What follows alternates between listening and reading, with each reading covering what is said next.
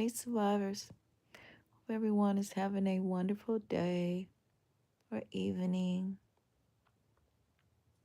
depending on where you are in the world. Yeah,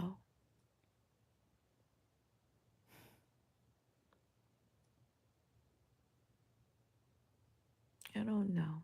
I don't know what to think right now. America has really gotten me with an anxiety. Just so tired. Sometimes I get so tired of this energy of this life sometimes. I do. I just get tired of it.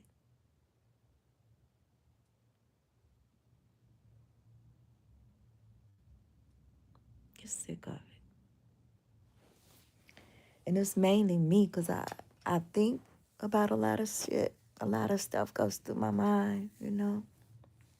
I was watching this video of this man just kicking the dog shit out of this woman.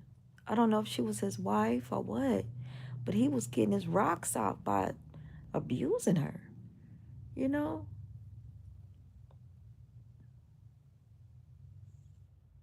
I don't know if I'll ever be in a relationship again. I don't know.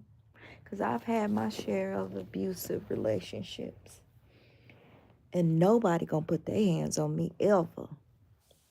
Not even act like you. If I get a glimpse, I even think that somebody getting ready to put their hands on me, I'm gonna meet them halfway, if not all the way. Nobody'll get that chance again. No more being abused. I don't even know if I can say that. I'm not saying nothing violent, but I'm just saying. Now, some people get in relationships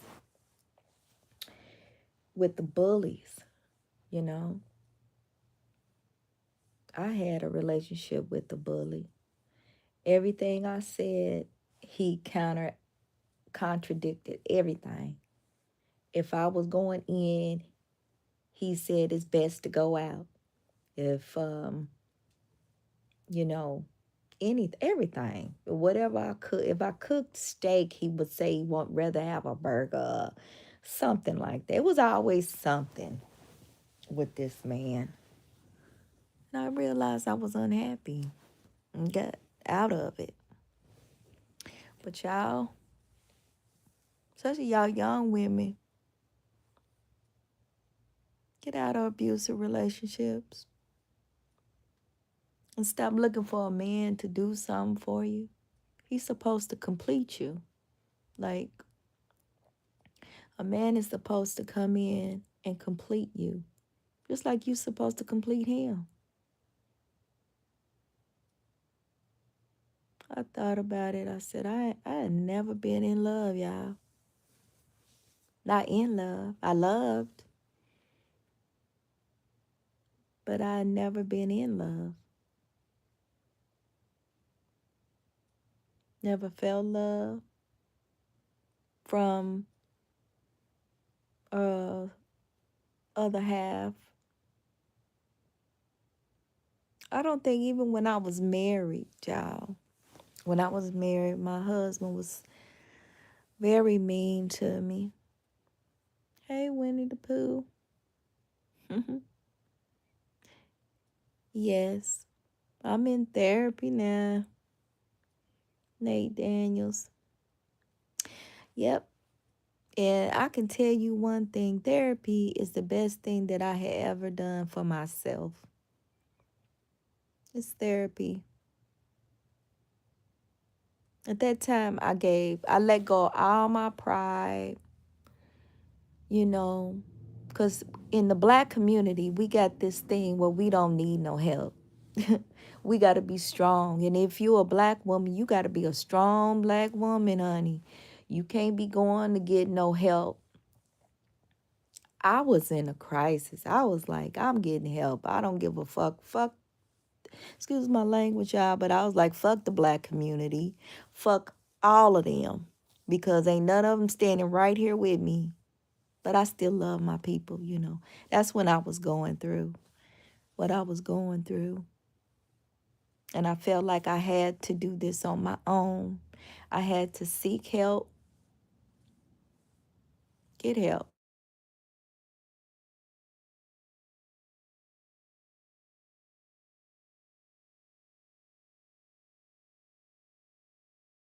You have, when you have, when you're in a situation where you're not getting abused, you'll create that.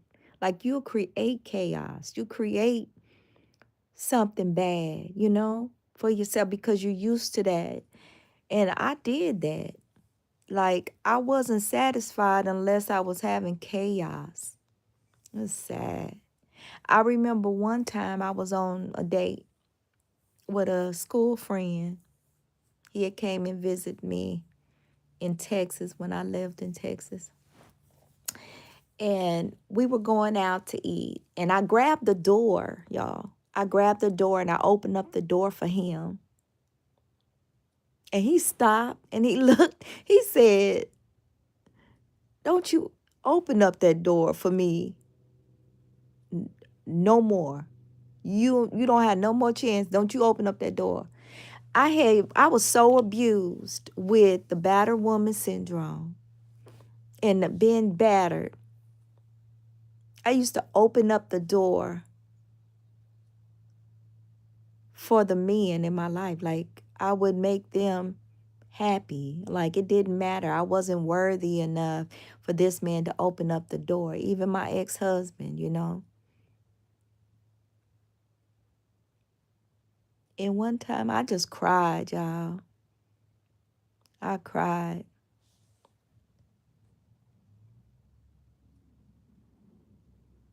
Yeah.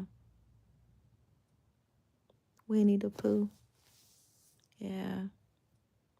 It's just it's been a journey. And I still deal with depression. I have major depression. And I deal with depression. I think depression is the biggest thing that I deal with. A lot of my PTSD comes from trauma of my past, you know.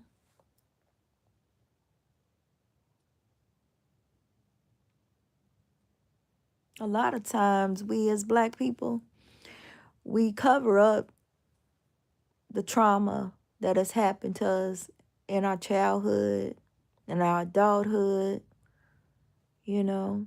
I remember I was talking to my oldest sister and I was like, I feel like there's a void in my life. I feel like there's something that I have forgotten that I can't remember.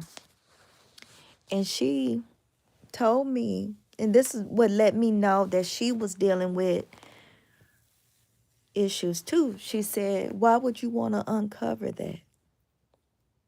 Why would you want to remember some things that may have been traumatic? Why would you want to open up that wound?" And I think that that's a problem that we in the black community,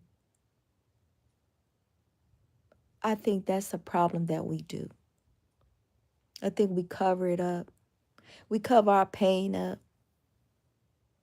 And I think we got deep wounds. We got ancestral wounds. I believe a lot of my depression, because I do have major depression, comes from history, comes from things in my bloodline, from my past, you know, added on to what I've been through in this life, you know, because I've been abused my entire life. I had been, as a child, I was neglected. I was um, ex-abused. I was neglected and abused. And when I became after my mother passed. 'Cause she passed when I was about 12, y'all. And when she passed,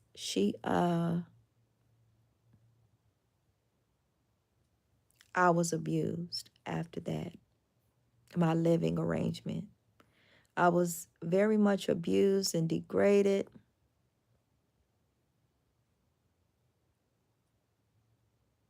It became normal to me.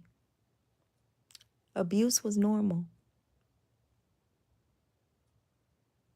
And I think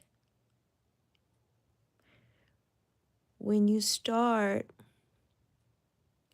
when it becomes normal to you, when abuse becomes normal to you, you're in a state of emergency.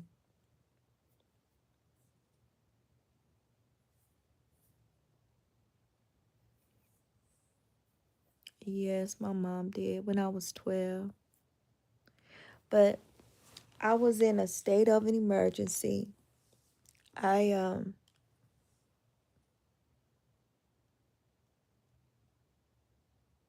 I went through one I went through a time in my life, y'all, where I was on the wrong side of life. Have you ever felt that you are on the wrong side of life?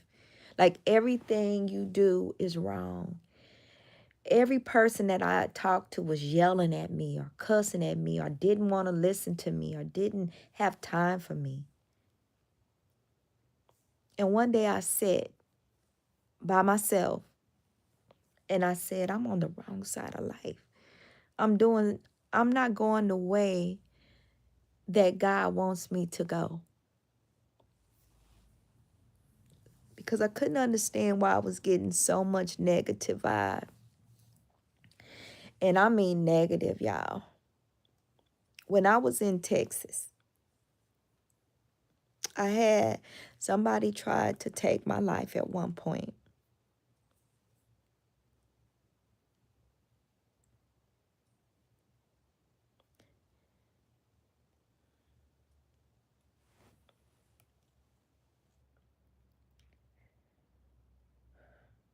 And that was just, I couldn't understand why God was allowing these things to happen. I kept saying, what have I done to deserve it? What is my karma? Because in my mind, I couldn't think of anything that I'd done to someone intentionally to harm or hurt this person or anybody to be receiving this type of experiences. And about 21 years before this happened, before someone tried to take my life, my ex-husband did try to do the same thing. And then, but when he did it, I had an out-of-body experience. And I literally died. Because when I died, I believe that I did. And when I died, I felt my body up high on the ceiling. And there was a presence there, and that presence said, are you forgetting something? And I was like, no. It was, y'all, it is a feeling that you never forget. Your body yearns for that peace of ecstasy. It is an unbelievable energy of love, unconditional love, y'all. Unconditional love. And I kept saying no. I was like, no. No, I want to go. I don't. And I said these words. I said, I don't ever want to go back to earth. It's too much hurt. It's too much pain and too much suffering. God, please, no. Please, God, no. And it asked me for a second time. It said, are you sure you're not forgetting something? And I was like, no, I'm not. I don't ever want to go back there. There was a fear to go back to earth because of the pain and suffering that is here in this reality. And on the third time, the presence that was there said it differently. It said, are you sure? And when it said, are you sure? That way, I paused. And when I paused, I don't know if it's my consciousness or what, but I looked down and I could see my children in the bed to the right and my husband at the time over my body doing CPR. Excuse me. And I began to pray and shout out, Jesus, please.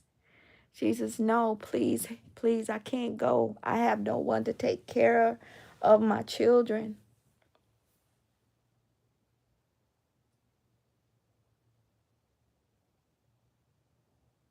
And at that time, it felt like somebody balled me up and threw me back in my body. I jolted. I jolted up. And when I got up, I heard my husband saying, Killed, my wife. And I was running.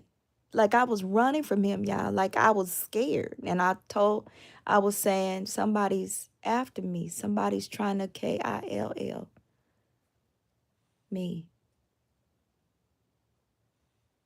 It took me a second to realize it was him.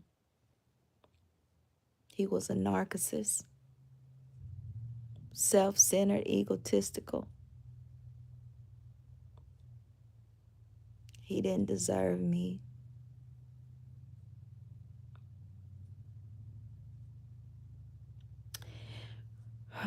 Well, y'all, that's all. I love y'all. I just had to come on and get that off of my chest. I just want y'all young women out there, y'all young ladies, be watchful what relationships y'all get into and take care of yourselves. And always remember to change your negative thoughts to positive thoughts and make good choices. Love you guys.